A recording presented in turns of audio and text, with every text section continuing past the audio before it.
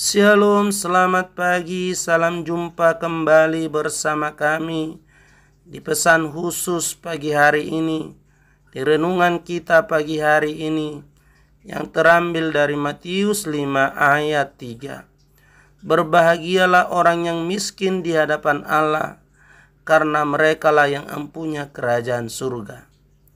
Sahabat Kristus, karakter indah yang sejati yang menyatakan kemuliaan Allah selalu tidak disadari oleh orang yang bersangkutan. Pengaruh yang disadari merupakan kesombongan dan tidak Kristiani. Jika saya bertanya pada diri sendiri, apakah saya sedang dipakai oleh Allah?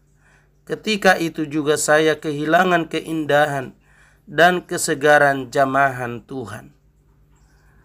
Dalam bacaan kita pagi hari ini dikatakan berbahagialah orang yang miskin di hadapan Allah. Dalam perjanjian baru memperhatikan hal-hal yang agak tidak layak diperhatikan menurut tolak ukur kita. Berbahagialah orang yang miskin di hadapan Allah. Secara harfiah ini berarti berbahagialah orang papa. Dan orang papa merupakan hal yang lumrah di mana-mana. Khotbah masa kini cenderung menekankan kekuatan kehendak seseorang atau keindahan karakternya, yaitu hal-hal yang mudah menjadi perhatian. Pernyataan yang sering kita dengar, buatlah keputusan untuk Yesus Kristus.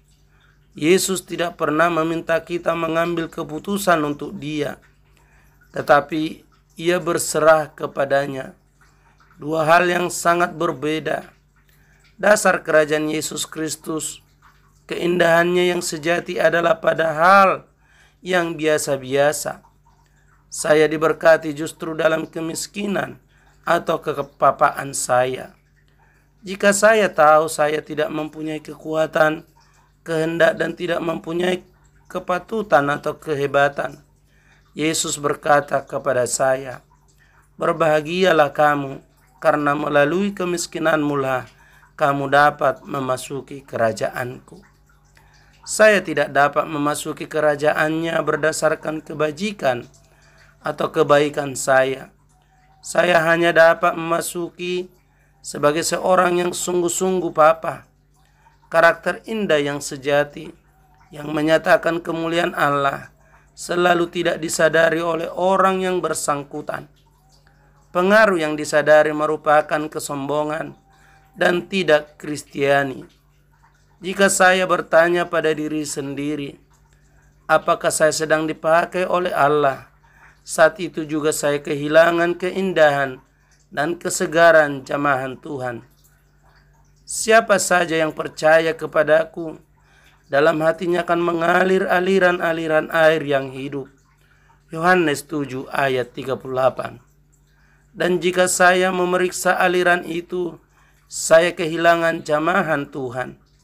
Siapakah orang-orang yang telah paling besar mempengaruhi kita? Tentu bukan orang-orang yang berpikir bahwa mereka orang-orang yang berpengaruh bagi orang lain. Mereka adalah orang-orang yang sama sekali tidak punya pikiran sedikit pun bahwa mereka sedang mempengaruhi kita.